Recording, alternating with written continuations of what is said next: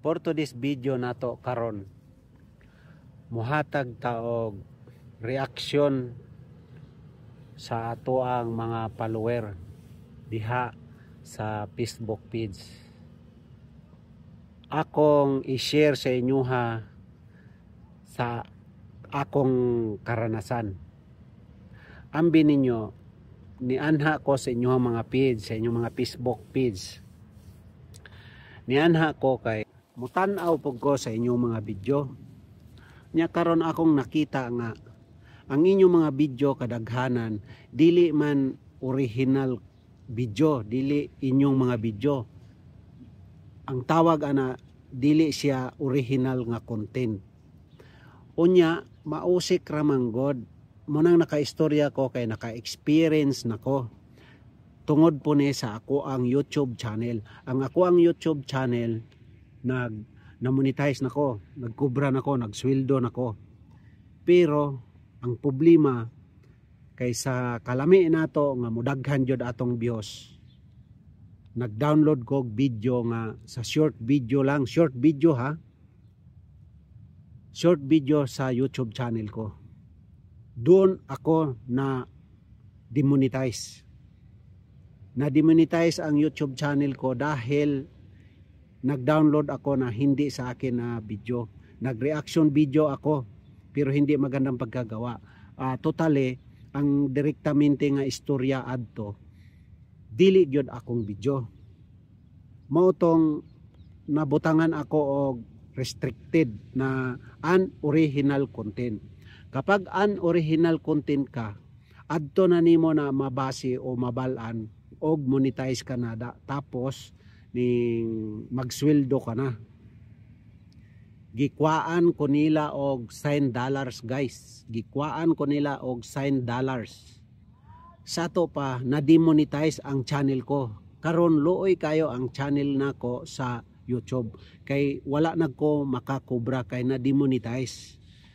Pero kay porsigido man ta, gasige ra japon ko live didto, download og mga video, pero ako ana mga original na dili wala na gani music, wala na ko butangin nag music. Mo nang na istorya nako ni kay naagian man gud nako. Unya karon sa inyong mga Facebook page nianha ko, nintanaw ko kadaghanan gyud dili inyong mga video, dili original. Adto ra mo magbasol ana og monetize na mo, unya ikaduha musweldo na mo kay dili na gyud mo kasweldo. I-dismonetize man na dayong butangan dayon mo unoriginal content.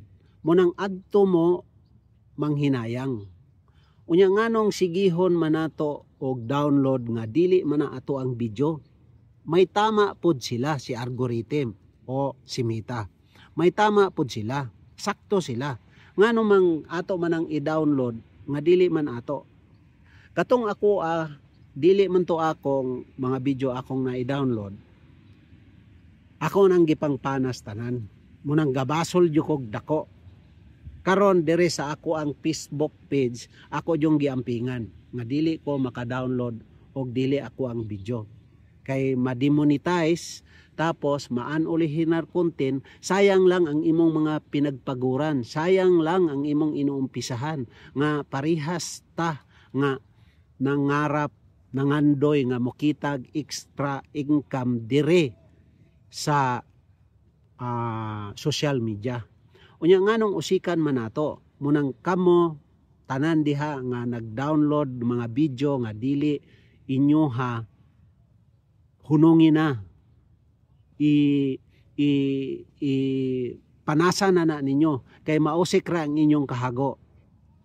O kinsa tong maabutan aning videoha nga sa ako ang pag-reaction video, sa ako ang pag-share, sa ako ang mga naagian, ipalihog nig like og share para marami pong makabalo nga bawal jod nga mag-download nga dili ato ang video. Okay ra kung dili ka monetize o dili ka nangangarap diri sa social media. Pero kung nangarap kang mukita diri sa social media, giwasa na. Sa wala pa ni maditik na ni Mita o ni Algo nga kanang video nga imong gi-download nga dili imuha, panasa na, palihog, maluoy ka sa imong kaugalingon. Kay ako ning na istorya kay naagiana na ako. Okay? Maraming salamat po. Thank you for watching. Bye bye.